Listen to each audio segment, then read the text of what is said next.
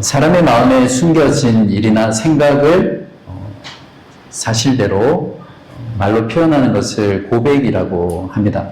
그러면 양심 안에 숨겨진 것들을 말로 표현하는 것은 뭐라고 표현하죠? 양심 고백, 어떤 사람은 양심 선언 이렇게 말할 수도 있겠죠. 우리 마음속에 믿고 있는 것을 밖으로 또 입술로 고백하는 건 무엇이라고 합니까? 신앙 고백이라고 하죠. 예수님을 따르는 예수님의 제자는 신앙 고백을 가지고 있는 사람이고 또 신앙 고백을 하는 자입니다. 그런데 의외로 많은 신자들이 자신이 고백하는 그 신앙 고백이 성경적이지 않고 바르지 않는 고백을 합니다. 또한 바른 고백을 한다 하더라도 자신이 고백하는 그 고백의 내용을 충분히 이해하지 못하거나 또 잘못 이해하고 입술로 고백하는 거죠. 우리 예배 초반에서 우리 사도신경 고백했는데 여러분 그 사도신경 고백 내용을 정말 그게 무슨 의미인지 아시고 이렇게 고백하셨습니까? 자, 오늘 말씀을 통해 신앙 고백의 전부를 다루지는 못하겠지만 본문에 나와 있는 내용을 가지고 예수님의 제자로서 바른 신앙 고백을 하고요. 또 그 고백이 의미하는 바를 정확하게 이해하고 고백하는 그런 여러분 되시기를 간절히 기도합니다.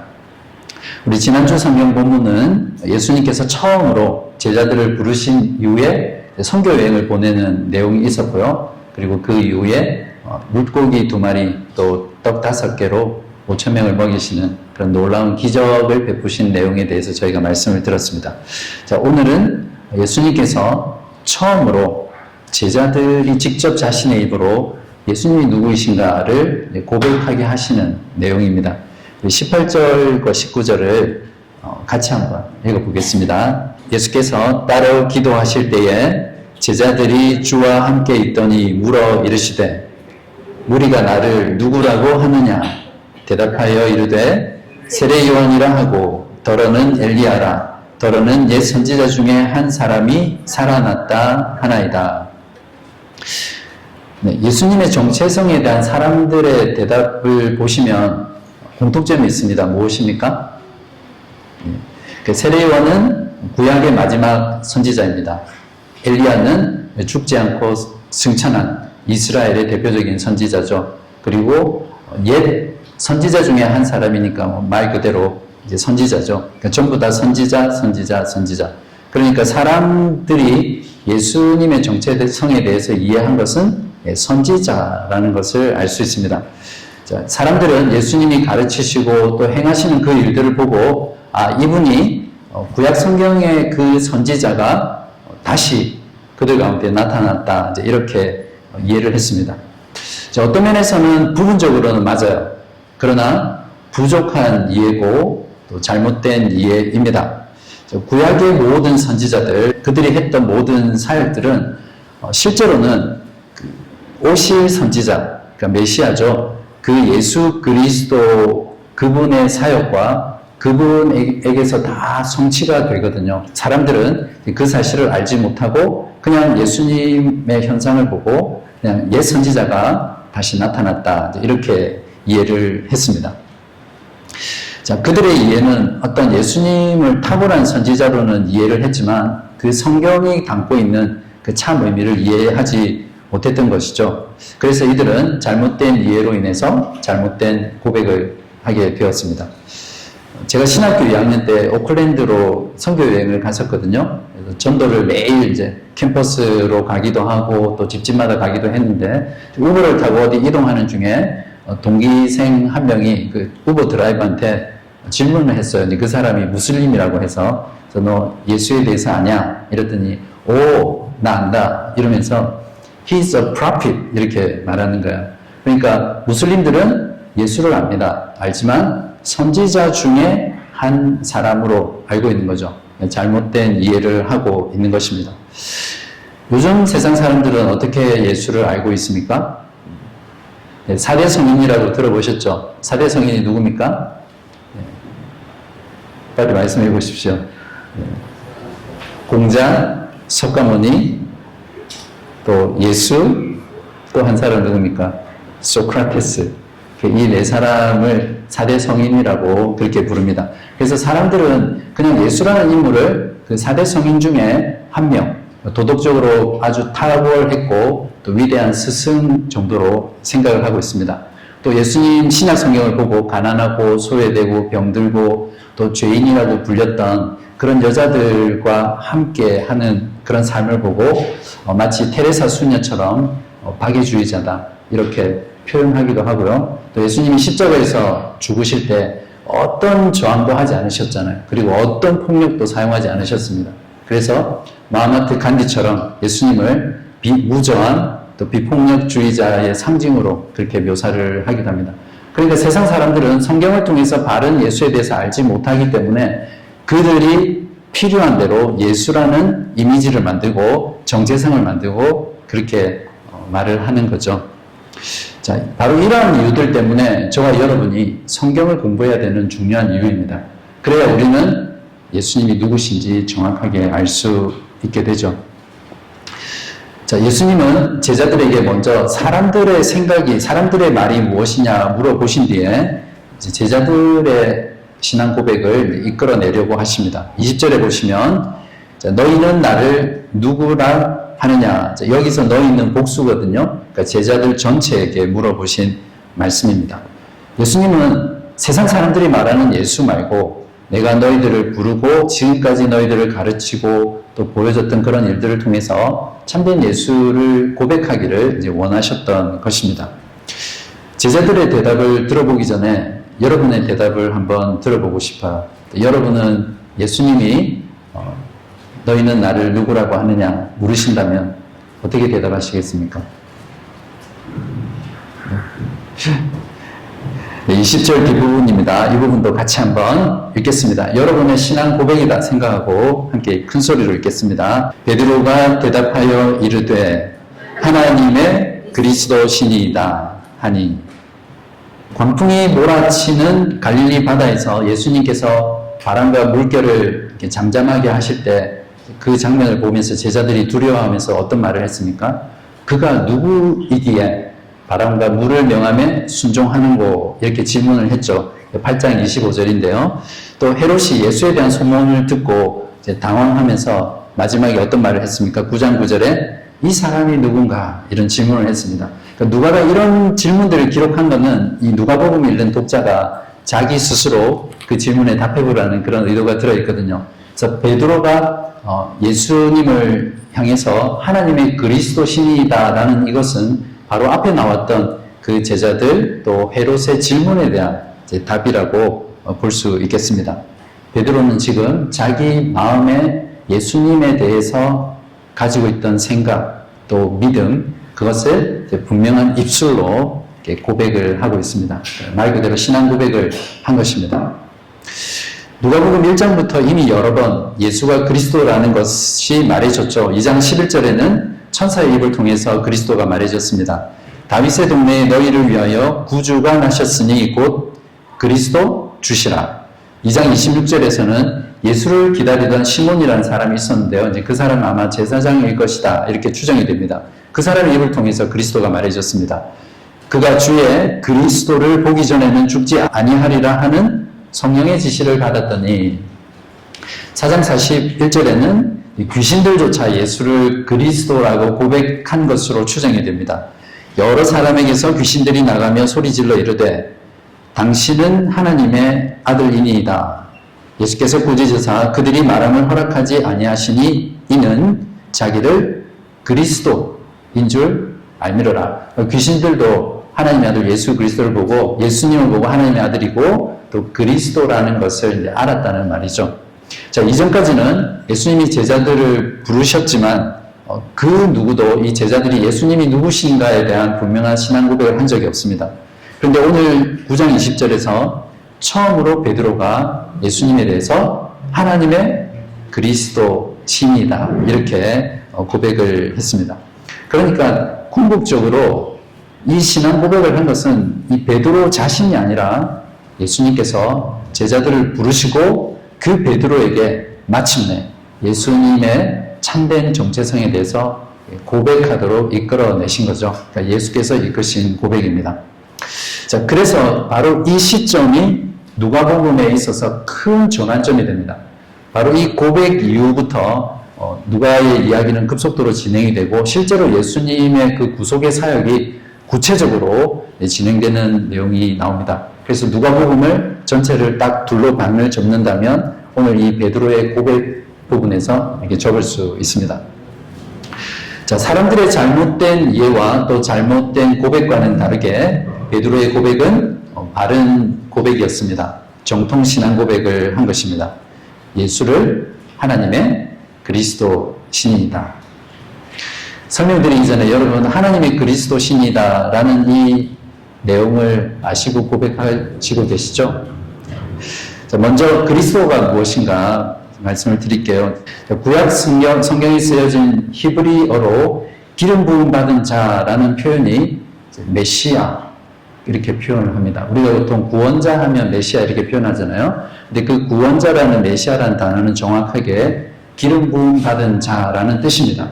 자, 이 메시아라는 히브리어를 신약 성경에 쓰여진 그리스어로 번역하면 크리스토스 이렇게 번역합니다. 그걸 한국 성경이 번역할 때 소리 나는 대로 그리스도라고 적은 겁니다.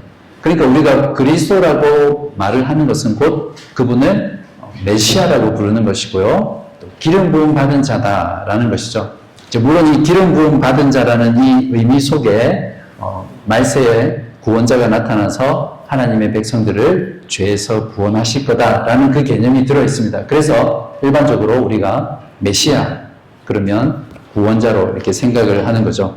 그래서 우리가 그리스도라는 말을 정확하게 이해를 해야만 우리 신앙 고백이 분명해지겠죠. 그래서 구약시대 때는 하나님께 기름 부음 받은 세 가지 직분이 있는데요. 왕과 제사장과 선지자입니다. 그래서 이 왕과 제사장과 선지자라는 이 구약 성경의 모든 역할들과 직분이 예수 그리스도 안에서 완전히 성취됩니다. 그래서 예수를 그리스도라고 고백하는 겁니다. 자, 그래서 이 베드로가 예수님을 향해서 하나님의 그리스도라고 할 때 이 그리스도라고 고백한 것은 세상 사람들처럼 단순히 선지자 중에 하나가 아니라 바로 예수 그리스도 그분이야말로 하나님의 약속된 메시아, 구원자, 왕과 제사장과 선지자 되시는 하나님 나라의 최고의 위대한 분이라는 것을 고백하는 겁니다. 자, 베드로가 여기서 그냥 그리스도라고 고백하지 않고 하나님의 그리스도 이렇게 표현하잖아요. 그 말은 그리스도 그분을 보내신 분이 하나님이시라는 말입니다. 그러니까 하나님이 보내신 하나님의 아들 메시아는 오직 구원자는 오직 그리스도밖에 없다라는 이 고백이 베드로의 고백 속에 있습니다. 물론 마태복음에 동일한 고백이 나오는 부분에 또 다르게 표현하죠. 주는 그리스도시요 살아계신 하나님의 아들이다 이렇게 고백을 했지만 누가는 하나님의 그리스도시다 이걸 독자들에게 강조하고 싶었던 것입니다. 자, 그렇다면 베드로는 어떻게 이런 놀라운 신앙 고백을 할 수 있었을까요? 자, 물론 예수님께서 베드로와 제자들을 부르시고 그들에게 계속해서 가르치셨습니다. 예수님의 중요한 사역은 티칭 사역이었죠. 그리고 또 그 가르치신 것을 토대로 예수님께서 여러 가지 기적들 또 여러 가지 사역들을 행하셨습니다. 그래서 제자들은 그러한 예수님의 가르침과 사역을 보면서 조금씩 예수님이 누군지를 이제 알아갈 수 있었습니다. 그래서 이 제자들 역시 구약 성경의 유대인이었기 때문에 정통했을 것이고 그 내용을 잘 알았을 것입니다. 그래서 그 구약 성경이 예언하던 그 메시아 그분이 예수님이라는 것을 이제 실제 사역 가운데 이제 경험을 하게 되는 거죠. 그 중에 중요한 말씀이기 때문에 한 구절만 말씀을 드릴게요. 이사야라는 선지자가 구약 시대 때 활동을 했었습니다. 예수님이 오시기 전에 700년 전에 바로 이 예수님의 존재를 미리 예언하고 설명한 부분들이 있는데요. 이사야서 61장 1절에서 2절에 보면 주 여호와의 영이 내게 내리셨으니 이는 여호와께서 내게 기름을 부으사 메시아라는 말이죠. 가난한 자에게 아름다운 소식을 전하게 하려 하심이라. 나를 보내사 마음이 상한 자를 고치며 포로된 자에게 자유를 갇힌 자에게 노임을 선포하며 여호와의 은혜의 해와 우리 하나님의 보복의 날을 선포하여 모든 슬픈 자를 위로하되. 제자들은 이 말씀을 기억하면서 예수님의 가르침과 그 행하시는 사역을 보니까 구약의 선지자들이 예언했던 그 메시아가 이분이구나. 이사야 선지자가 예언했던 그 메시아가 이분이구나. 말라기가 예언했던 그 선지자가 이분이구나. 이런 것들을 예수님이 행하시는 그 모든 사역 가운데 마음속에 깨닫게 되는 거죠. 그래서 예수님께서 초반에 세례를 받으시잖아요. 그죠? 이 세례를 받을 때 예수님에게 성령이 한량없이 부어지는, 마치 기름 붓듯 부어지는 그런 장면들을 말씀을 통해서 들었을 것이고요. 또한 예수님의 여러 가지 기적 사역, 병자를 고치시고 또 귀신 들린 자를 쫓아내시고 죽은 자를 살리시고 바람을 잔잔하게 하시고 그런 모든 것들을 보면서 그들 마음 가운데 진짜 이분은 메시아구나. 특히 지난주 본문이었던 오병이어의 기적 사건을 통해서 이분이야말로 하나님이 보내신 바로 그 메시아, 기름 부음 받은 자 그리스도구나. 그것들을 마음속에 깊이 깨닫게 되었을 것입니다. 그러니까 결국 이 베드로의 신앙 고백 역시 예수님의 계획이었고 또 예수님의 훈련이었고 또 예수님이 이끄신 고백이었습니다. 저와 여러분도 마찬가지입니다. 지금 저와 여러분들은 이 제자들처럼 예수님과 함께 사역을 보고 또 그분으로부터 직접 말씀을 배울 수는 없습니다. 그러나 우리는 그 제자들보다 더 좋은 나은 위치에 있습니다. 바로 하나님의 구원 계신 이 성경 전체를 우리가 가지고 있거든요. 그리고 실제로 이 복음서를 통해서 예수님의 가르침 또 예수님의 그 놀라운 사역들을 우리가 말씀을 통해서 경험하고 또 알 수 있고 또 체험할 수 있습니다. 그래서 누가가 이런 본문들을 기록한 것은 이 기록된 말씀을 보고 우리로 하여금 예수가 하나님의 그리스도이신이다 이렇게 고백할 수 있도록 하는 것입니다. 사도 요한은 요한복음에서 그 사실을 너무나 분명하게 적고 있는데요. 사도 요한복음 20장 30절에서 31절입니다. 예수께서 제자들 앞에서 이 책에 기록되지 아니한 다른 표적도 많이 행하셨으나 오직 이것을 기록함은 너희로, 여기서 너희라는 것은 요한복음을 읽고 있는 독자들을 말을 하겠죠. 너희로 예수께서 하나님의 아들 그리스도이심을 믿게 하려 하며 또 너희로 믿고 그 이름을 힘입어 생명을 얻게 하려 함이라. 이것이 성경이 기록된 목적입니다. 이 말씀을 통해서 예수께서 하나님의 아들 그리스도이시라는 것을 먼저 믿고 그 믿음으로 생명을 얻는 영생을 얻게 하기 위해서 성경이 기록됐다는 것입니다. 그래서 성경을 많이 읽으십시오. 또 성경 말씀을 들으십시오. 그러면 여러분이 그리스도를 믿을 수 있고 또 구원받을 수 있을 겁니다. 자, 여기서 주목할 사항이 하나 있습니다. 한글 성경에 보시면 너희는 나를 누구라 하느냐 이렇게 번역되어 있어서 분명하게 나타나 있지 않은데요. 영어 성경과 원어 성경을 보면 너희들은 나를 누구라고 말하느냐 입술로 고백하는 부분을 명확하게 표시하고 있습니다. 자, 예수님은 제자들에게 자신에 대한 믿음을 그냥 생각이나 마음속이 아니라 분명한 말로 입술로 고백하게 하시는 겁니다. 이것이 바로 신앙 고백이 그토록 중요한 이유입니다. 로마서 10장 9절에서 10절에 보면 내가 만일 내 입으로 예수를 주로 시인하며 영어로 confess입니다. 고백한다는 거죠. 또 하나님께서 그를 죽은 자 가운데서 살리신 것을 내 마음에 믿으면 구원을 받으리라. 마음에 믿으면 그 상태에서 머무르는 것이 아니라 그 다음 절에 보시면 사람이 마음으로 믿어 의에 이르고 입으로 어떻게 해요? 시인하여 confess해서 구원에 이른다. 이렇게 말씀하고 있습니다. 신앙 고백이 중요한 이유는 한 사람이 예수 그리스도를 어떻게 믿고 있는지 또 바르게 믿는지 잘못 믿고 있는지 알 수가 없습니다. 그걸 입술로 고백할 때 분명히 알 수 있죠. 그래서 저와 여러분은 다른 지체들의 신앙을 우리가 이해할 때 그 사람의 고백을 보고 이해를 할 수 있는 거죠. 또한 신앙 고백이 중요한 이유는 예수 그리스도를 나의 구주다. 1세기 당시에서는 로마 황제인 가이사가 나의 주가 아니라 예수 그리스도가 나의 주라는 것을 공개적으로 시인하는 겁니다. 인정하는 겁니다. 모든 사람들 앞에서. 그래서 신앙 고백이 정말 중요하죠. 혹시 여러분 이순신 장군 신드롬에 걸린 신자라는 거 아세요? 신자가 있다는 거 들어보셨어요? 이순신 장군이 전투 중에 마지막에 이렇게 전사를 하시잖아요. 그때 이제 자기가 죽었다는 소식을 병사들에게 전하면 이제 사기가 떨어져서 전쟁에서 피할까봐 내가 죽었다는 것을 아무에게도 알리지 마라. 그런 말씀을 했습니다. 근데 그리스도인들 중에, 신자들 중에도 이제 사회나 또 직장이나 또 가정에서 또 친구들 사이에서 내가 그리스도인이라는 것을 아무에게도 알리지 말라. 이제 그렇게, 그러니까 한 10년, 20년 지났는데 나중에 나는 네가 교회 다니는지 몰랐다. 그리스도인인지 몰랐다. 그런 말들을 하잖아요.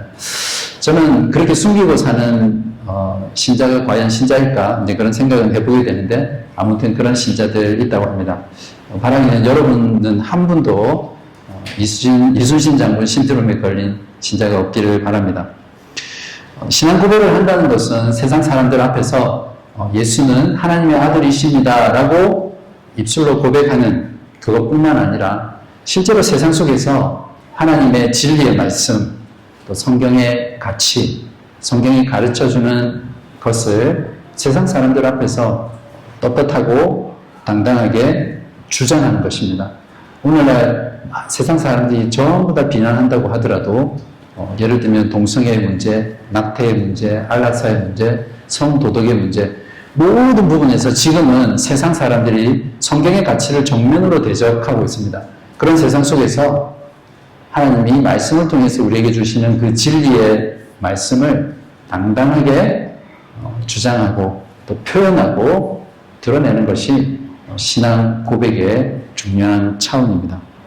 21절을 보시면 이상하게도 예수님께서는 베드로가 놀라운 신앙 고백을 했음에도 불구하고 제자들에게 예수는 하나님의 그리스도이시다라는 것을 아무에게도 하지 말라고 그냥 권면한 게 아니라 경고하시고 명령까지 하셨습니다.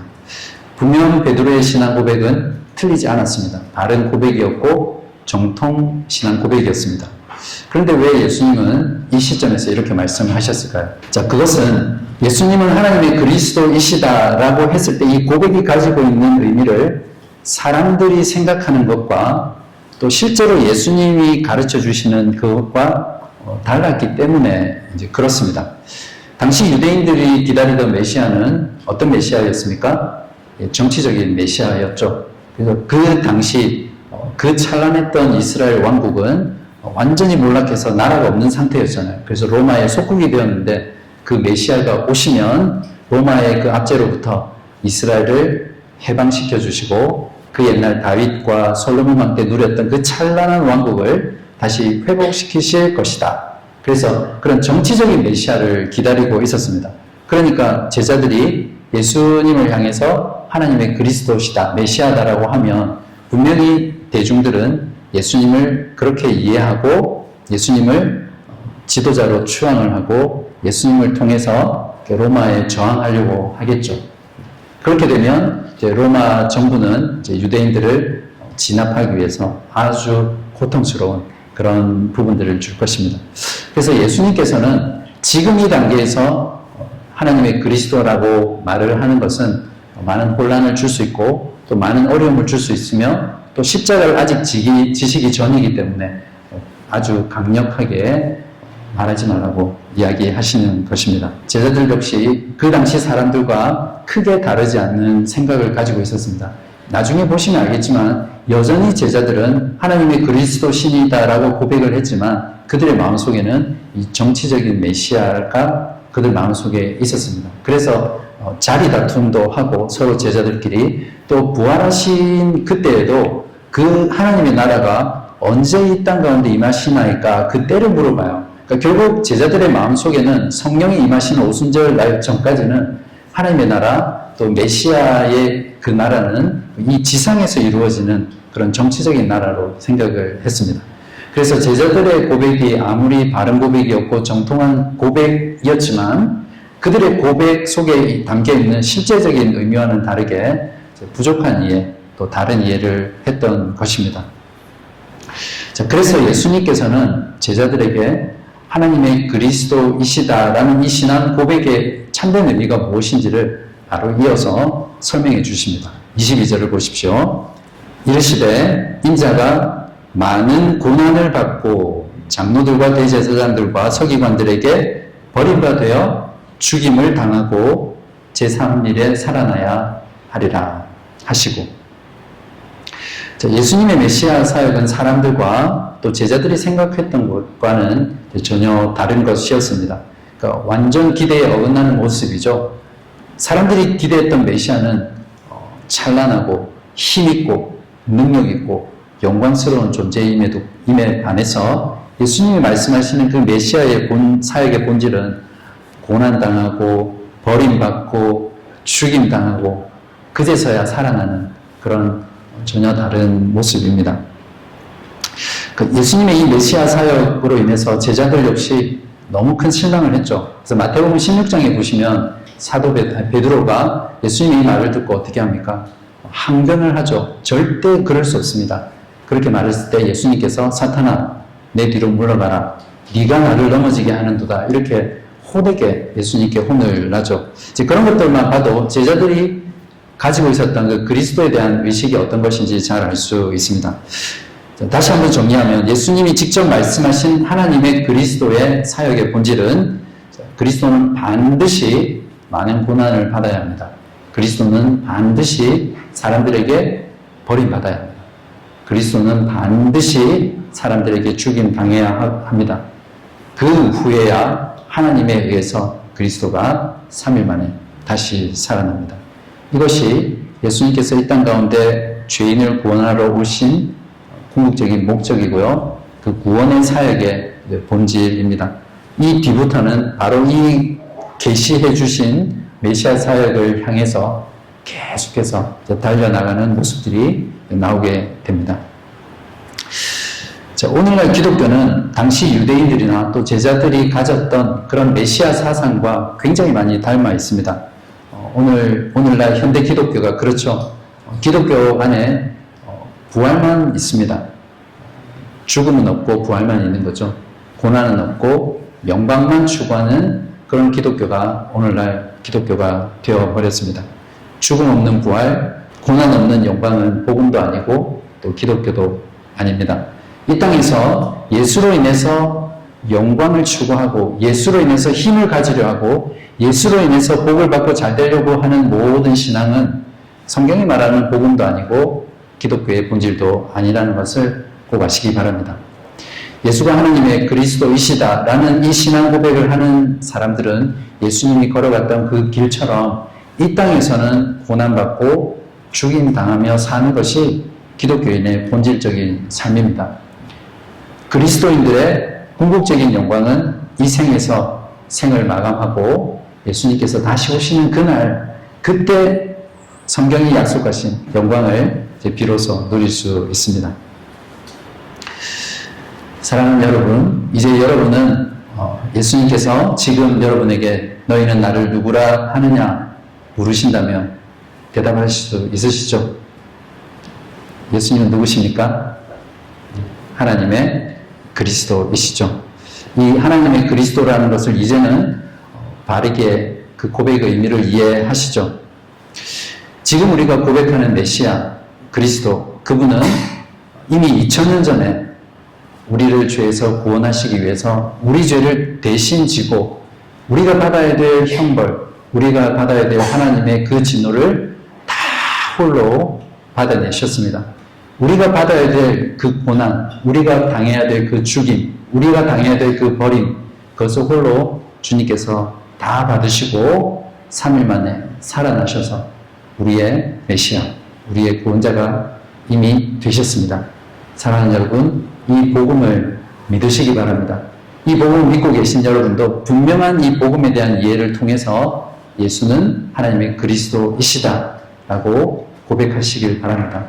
혹시 여러분 가운데 아직도 예수는 하나님의 그리스도이시니이다 고백하지 못한 분이 계시다면 죄인을 위해서 죽으신 예수 그리스도를 오늘 지금 당장 믿으시고 구원 얻는 그런 놀라운 은혜 누리시기를 바랍니다. 살아계신 하나님 아버지, 역사하시는 하나님 아버지, 이 시간 주의 말씀을 통해서 예수는 하나님의 그리스도, 메시아, 기름 부음 받은 자, 구원자 되신다는 것을 우리의 입술로 고백하게 하시니 감사합니다.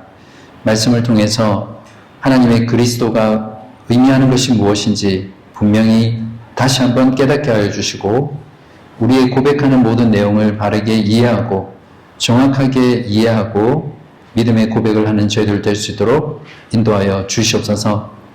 하나님 아버지, 지금 세상은 너무나 공개적으로, 너무나 노골적으로 하나님을 대적하고 하나님의 말씀과 진리의 체계들을 공격하고 있습니다. 그런 세상 속에서 주님을 부끄러워하지 않게 하여 주시고, 주님을 시인하는 저희들 되게 하여 주시고, 우리가 고백하는 바를 당당하고 떳떳하고 힘있게 자랑하며 주장할 수 있는 저희들 되게 하여 주시옵소서. 우리 사랑하는 모든 교우님들, 모든 삶의 영역에서 구석구석 만나는 모든 사람들에게 예수는 하나님의 그리스도이시다라고 선포하고 가르치며 주장하며 하나님께 영광 돌리는 복된 주의 백성 되게 하여 주시옵소서. 아직도 우리 가운데 이 예수 그리스도를 고백하지 못하는 심령이 있다면 하나님의 성령께서 그 마음을 주장하여 주셔서 예수는 하나님의 그리스도이십니다 고백할 수 있는 놀라운 구원의 은혜 허락하여 주시옵소서. 이 모든 말씀 우리 주 예수 그리스도의 이름으로 간절히 기도합니다.